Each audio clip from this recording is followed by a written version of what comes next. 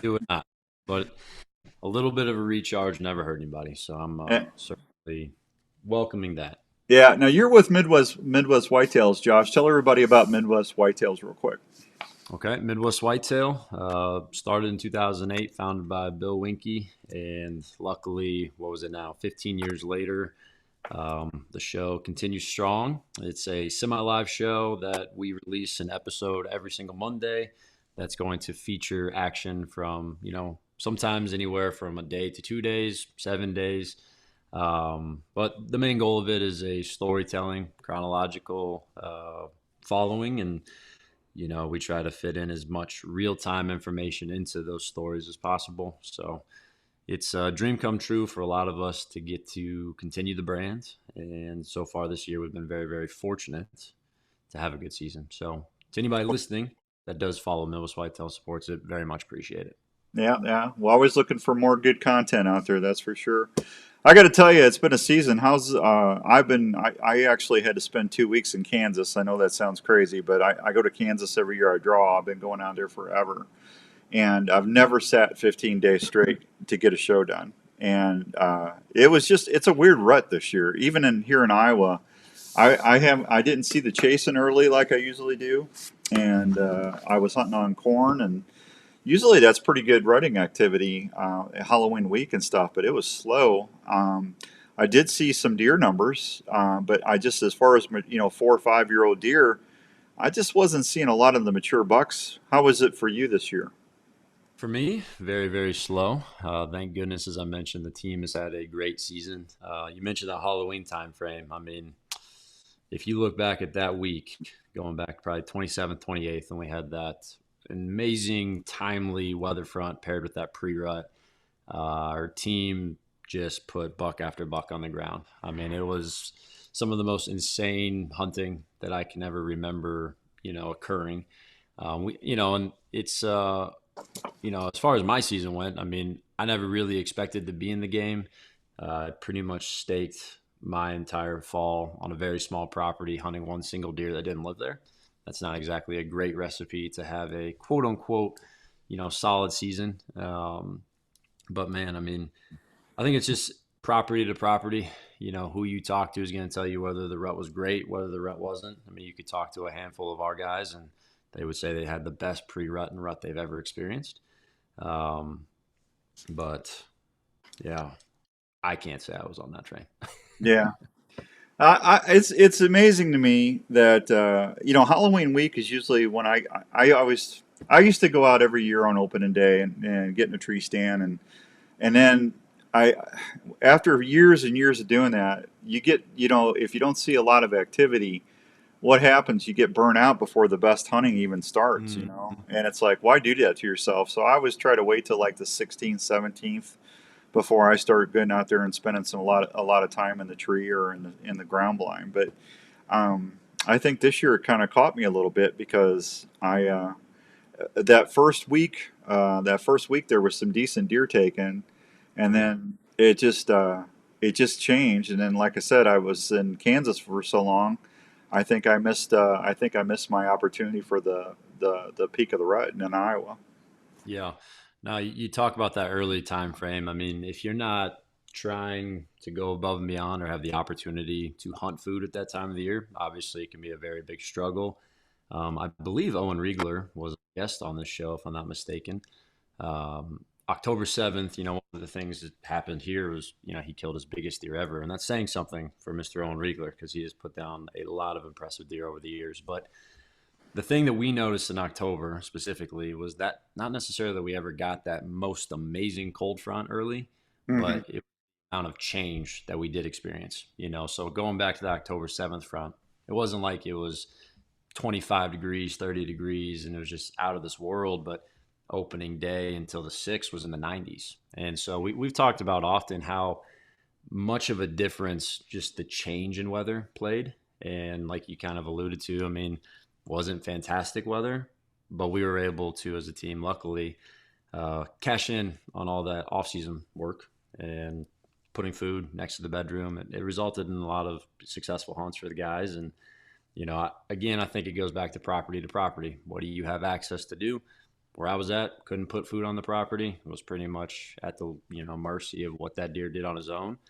But you look at all the other guys I've mentioned, they have a little bit more freedom. They've dedicated a little bit more time and resource to improving their land, and it certainly played off for them. Yeah, and I didn't know this until I got back from Kansas, but we had one of the third, I think the third worst outbreaks of EHD in the state of Iowa this year, and I really didn't hear much about it while I was out of town, but when I got back, I had several people call me, and I mean, Josh, I've been seeing deer, but I mean, again, the mature bucks.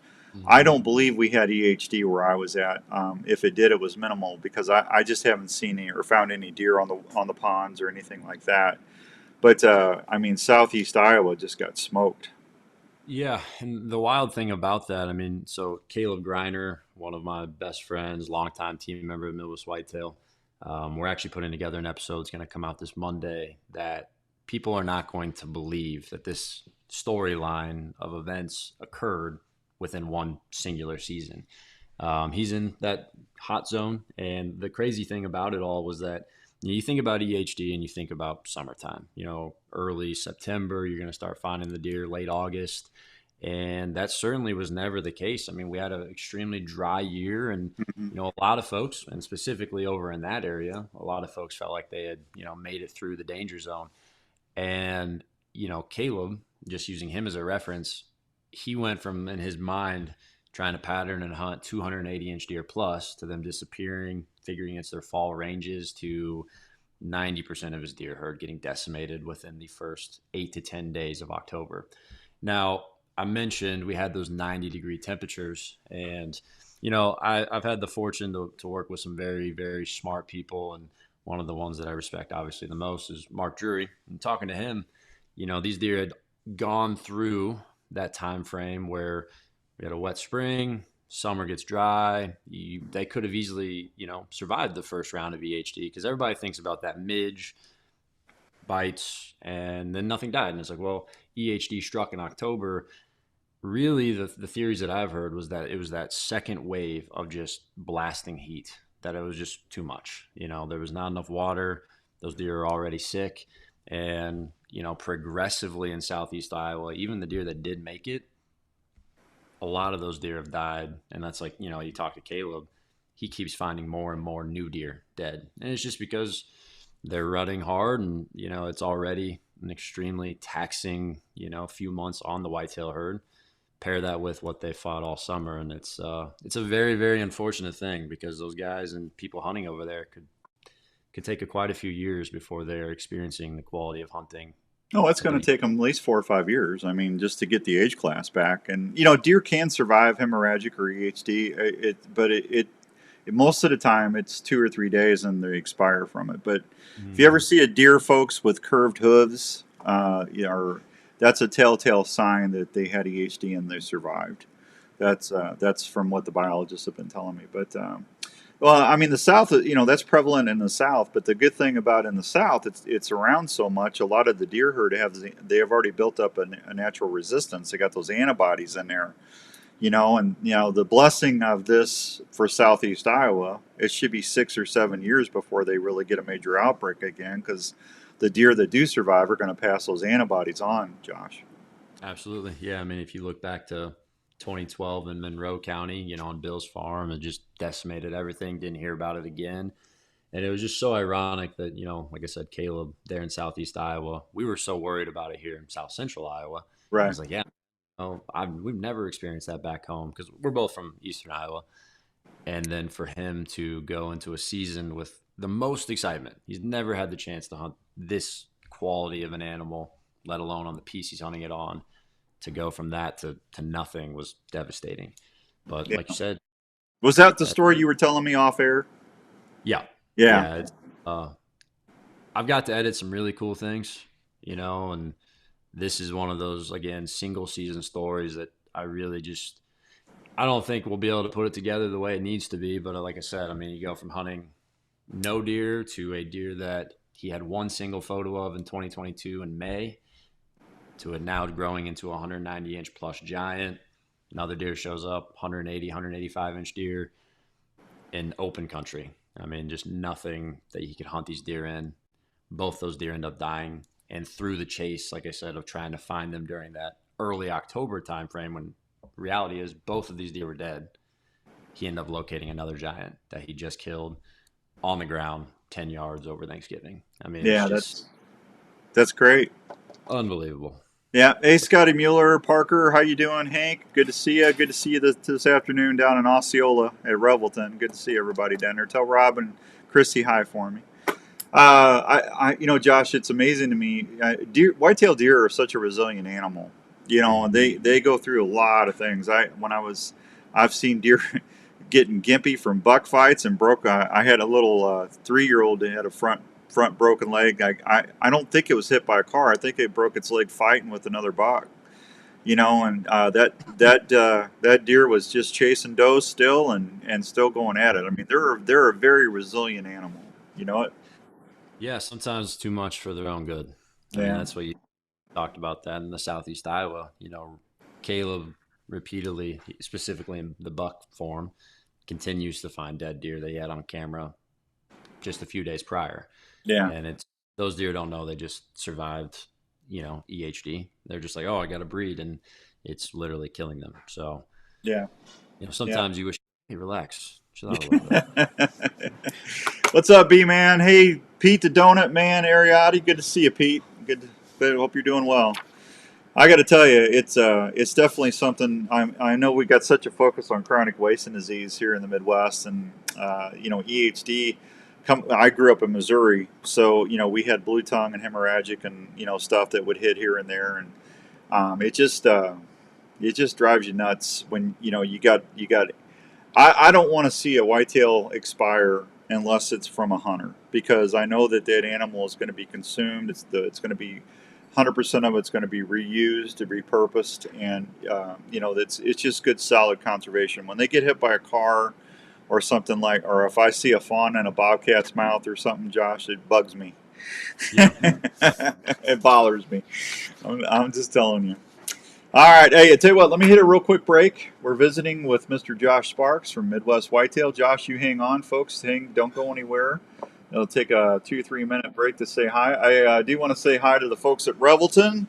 I got me some rye whiskey. I was down there to see Nick and Rob and everybody down there. So when the new year goes, I got my cheer. I'm not a big drinker, but if I do, I love an old fashioned or a whiskey sour with that good old Iowa, a little taste of Iowa right there from rye whiskey there. All right, you hang on. We'll be right back on Buk Talk Radio on the Outdoor Call Radio Network. More successful in the field each season with maps of all public and private land and a fully functional GPS without. Told you it'd be easy, the app, Josh. trusted by over 6 million users, has just Hang on. released a bunch of new features to help you on your next hunt. New aerial imagery options like leaf off, recent imagery updated every 2 weeks with historic look back, and imagery on demand. On top of that, OnX is reinventing the trail camera market by syncing your hunt app with multiple cell camera manufacturers and helping to organize and analyze your photos. You can also now view your maps in Dash when driving to your next hunting location. These are just a few of the many updates OnX has for this hunting season. Try OnX Hunt free for 7 days or go to onxmaps.com/hunt and use code X for 20% off your new OnX Hunt membership. Try OnX Hunt free for 7 days or go to onxmaps.com/hunt and use code X for 20% off your new OnX Hunt membership. In these times when a lot of us are working from home, it's even more important to make sure your home is the right temperature and comfortable. Now is a great time to call the experts at Wyckoff Heating and Cooling at 287-6000 to schedule a check on your current heating and cooling systems. Is your house too dry and giving your family issues? A Honeywell dehumidifier system installed with your AC heating system can solve that issue right away. Wyckoff Heating and Cooling is a family-owned and operated business that has been serving Iowa residents and businesses for over 70 years. They offer 24-hour service and programs like the Peace of Mind Plan for less than $15 a month. So if you want more time on the water or in the woods this year, please call the folks at Wyckoff Heating and Cooling for any of your home or business heating and cooling needs. One call to Wyckoff Heating and Cooling will bring you peace of mind under your roof every day. Hey guys, Jackie Bushman here with Buckmasters. When it comes to food plot seed and deer feed, the Mississippi-based Backwoods Attractions product line has you covered. From their food plot blends like Trophy Acre, Lazy Acre, Clover Deluxe, and the popular Dixie 6, to their attractants like Game Changer, Sweet Stuff, and Buck Robber. The best way to put it is, if you're not using Backwoods Attraction products, you better hope your neighbor isn't either. From small to large acreage, Backwoods Attraction has the feed and seed perfect for your hunting property. So do yourself a favor and swing by and support your local co-op or farm supply store and ask for Backwoods Attraction to set yourself up for a successful fall. Hey, Larry Mack, what is going on over at Scott Archery, man? Social media is blowing up on these new releases. Can you tell me about the new S2 Select and Apex Core? Yeah, we are super excited about these three releases. We'll start with the Apex Core. The Apex Core is a closed hook design where the Apex was an open hook design. It also has a finger through hole, so for extra grip. Said also with the closed hook, you can leave it hung on your D-loop while you're in the tree. Second, let's go to the S2. The S2 release is a double sear release. It also comes with a forward trigger, so you get two triggers. You get a forward trigger and a rear trigger. Third, let's go to the Select. The Select is a back tension offering that has grooves in the handle to eliminate any slipping. It also comes with two moons, so you can fine-tune or adjust to get the shot to break whenever you want. Man, that's awesome. I can't wait to get down to my Scott Archery dealer and check these out. If you want more information, folks, go check them out at scottarchery.com.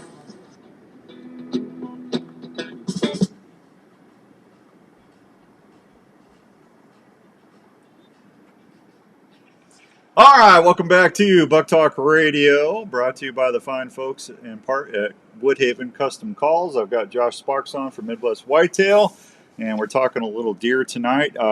Nick, good to see you, Nick, out there on the East Coast. Good to see you, B-Man. Scott releases are awesome. I agree with you 100%.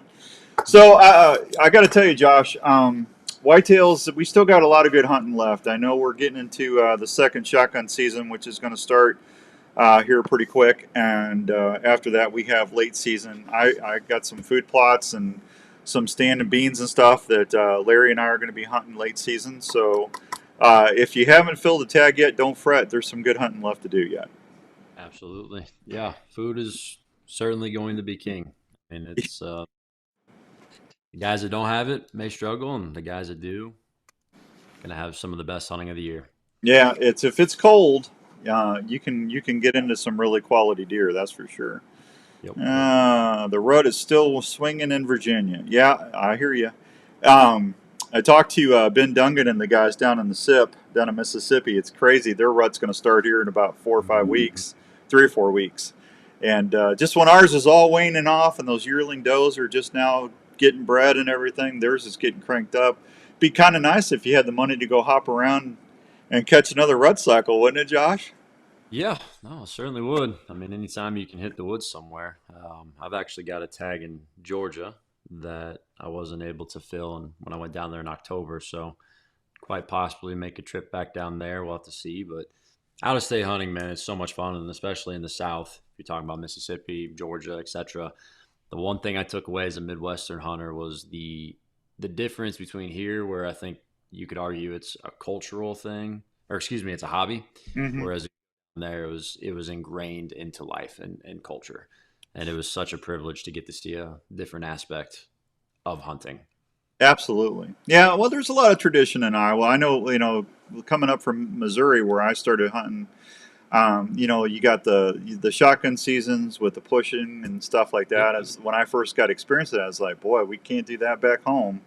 Yeah. It's a different hunt, it's a different tradition, but there's, I think Iowa's got not only some of the best hunting around, but they got some good hunters, and I think the majority of people that get out over, I think just in shotgun season alone, it's over 140, 130,000 hunters out there. So it's good to see people out there enjoying themselves. Yeah, and I think definitely don't want it to be misconstrued that I don't. Oh no, I didn't take it that way. No. In Iowa. But one of the biggest changes I noticed was being 27-year-old, I could tell you very few friends that are my age or younger that are interested in hunting. Whereas when I went there, that's because they're on the Xbox, man. You got to get the Xbox out of their hand. Yeah, no, I mean, and like I said, you go down south, it was such a very different a feel. All the kids are interested. Everybody's uncle, an aunt, cousin. And so it's just, maybe there's something we could take from that Well, you know what culture an down. Xbox in the South is, don't you? That's them shotgun boxes with the X loads. There you go. Yeah. Yeah, it's a different thing down there. That's for sure. I'm telling you. Hey, let's do the Woodhaven custom call of the week. Before I ask you that, you and I were talking. I love the Midwest Grunter. The Ninja Intimidator is a great call. Best $20 you can spend as far as a deer call. But that Midwest Grunter, Mark was kind enough to send me several of those, and I got to play with it big time in Kansas. And boy, I just like that call. I like the lower profile, and you can really get some volume in that call.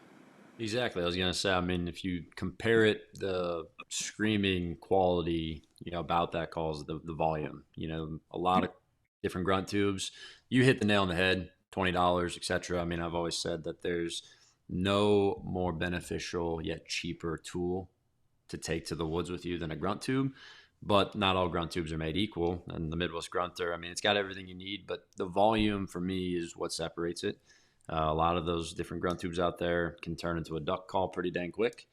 And at the end of the day, in those situations where you're utilizing a grunt tube, you don't want to be limited to something that can only be heard 40 or 50 yards away, because, I mean, at that point, it's probably not the right move to use it depending on what kind of cover you're hunting. So it's pretty impressive. I mean, it's obviously biased. I mean, we love working with Woodhaven, both on the whitetail side and the turkey side. But if somebody goes out and purchases that, they're going to see what we mean pretty quickly, in that it's going to give you a different offering. And that, for me, is the most important at those further distances. Yeah, no, they do a good job. I know Philip Vanderpool and I have been buddies for, over 30 something years, and Philip loves it. Larry and I, we used it all in Kansas, and I think he even had the closer bleat call, if I remember right. He was doing the grunts and using that bleat, so a good combination. Let me ask you the Woodhaven custom call. You make the call today. What's your favorite setup for bow hunting deer, Josh? Excuse me. Definitely don't do that in your setup. Yeah, man. A lot of not sleeping, and it's catching up to me. When you say setup, are you asking like from a calling standpoint? Are we talking like a bow stand? I'm talking about how do you prefer being in a tree, on the ground? What setup do you enjoy doing the most? I love the hang and hunt. I always feel like my first time into a particular location is my most effective. Now, granted, it depends on the time of year. If we're talking about that rut time frame, I mean, like I said, the hang and hunting is by far my favorite, because you can start wide. I mean, it's no different than if you're out west. I mean, you don't have to be able to see a super long way to still be able to learn. I love to call at whitetails depending on the time of the year. Now, that again depends on the type of terrain. I made a comment about that. At thicker farms, river bottom farms, I mean, I think when you start talking about calling, you can get away with a lot more than that open country. But yeah, I mean, hanging hunting is probably my favorite. Now, you're a young guy. Are you into saddle hunting at all? All my friends are. I Yeah. have nothing.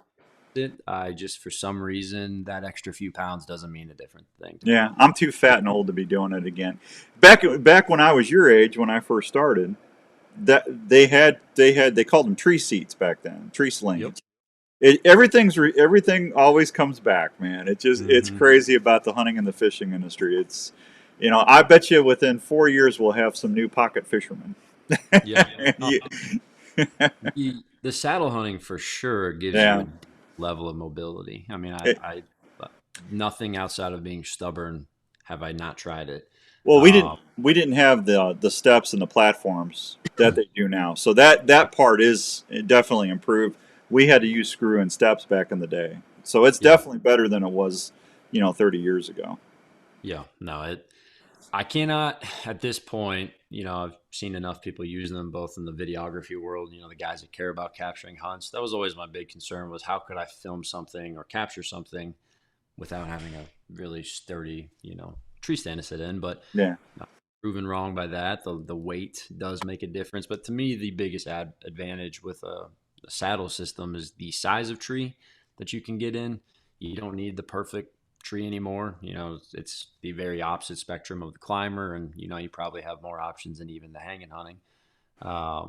So power to all the guys that have put the effort in to learning that. It, like with anything though, it's just the hanging hunting, the saddle hunting. Just got to keep safety at the very forefront. Never cut any corners. And I say that just because I had a substantial amount of people that I care about have accidents this year. I've lost five of my friends have died falling out of a tree stand. Killed them. Not good. Yeah. And I preach that every year. Yeah, it's hanging hunting's awesome. Yeah, saddle hunting is awesome, but it's also dangerous and should never be taken lightly. And there's so many. Stay connected to that tree 100% of the time. Yeah, there's no reason anymore. They make every single thing you need to be safe at all times. So yeah, absolutely. Josh, tell everybody where they can find Midwest Whitetails. Well, you can find Midwest Whitetail over on YouTube. There's the Midwest Whitetail YouTube channel, which is where we air our Monday series. Every Monday, as I mentioned, we update a new show. Our Chasing November series is there. We have a Midwest Whitetail Daily YouTube channel, which is where you can follow, I want to say, 6 of our team members every single day that they go hunting. By the time that you would wake up the next morning from that hunt, it'll be uploaded. We have the Midwest Whitetail Regional channel on YouTube, which is where our amazing team of folks spread out across the country that film their hunts. We air those in 3 different regions. And then you can find us on Carbon TV, Waypoint TV, Realtree 365, our website. But plenty of places to certainly find it. Yeah, B-Man's in West Virginia. He said he's already subscribed. Well, appreciate B-Man very much because, we say it all the time, man. Like, without our awesome, audience that supports us, we don't get to do what we get to do. And absolutely. As a kid who grew up watching Midwest Whitetail, it was the only, hunting show I got to watch because we didn't have television. It's a dream come true to be doing it, Yeah. So he says Virginia, not West Virginia. Virginia.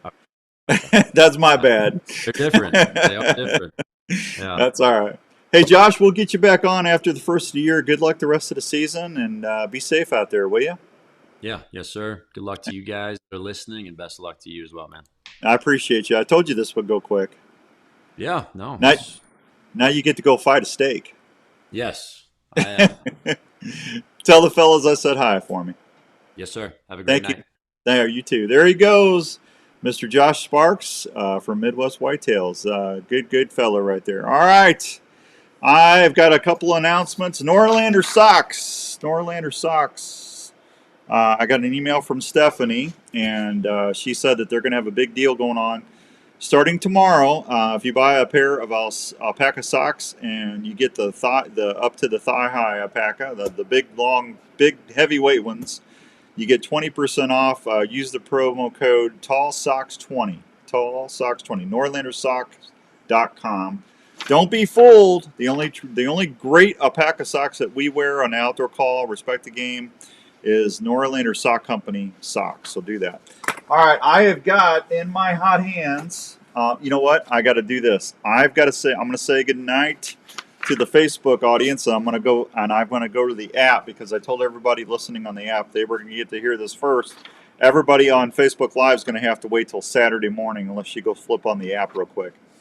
But thank you. Second Shotgun's going to start on the 9th and run through the 17th. I'll tell you all about the changes to the deer season on Saturday. And T-shirts are in. I'm going to have a place for you to get T-shirts set up next week, okay? And I want to say thanks to Woodhaven Custom Calls. I want to say thanks to Winsent, Diamond D Outdoors, Flex Fletch, Pure Whitetail, Sportsman's Warehouse, and Game Hide for helping us do that. Unknown Files will be back on the air January 10th. Brought to you in part by the official spirit of the show, Revelton Distillery in Osceola. Other than that, I'm going to say goodnight to you all on Facebook. I will talk with you soon. And if you need something, just get a hold of me on social media. Otherwise, I'll talk to you on Saturday. Good night to my Facebook audience. And I'll see everybody else on the app to finish out. Thank you, guys.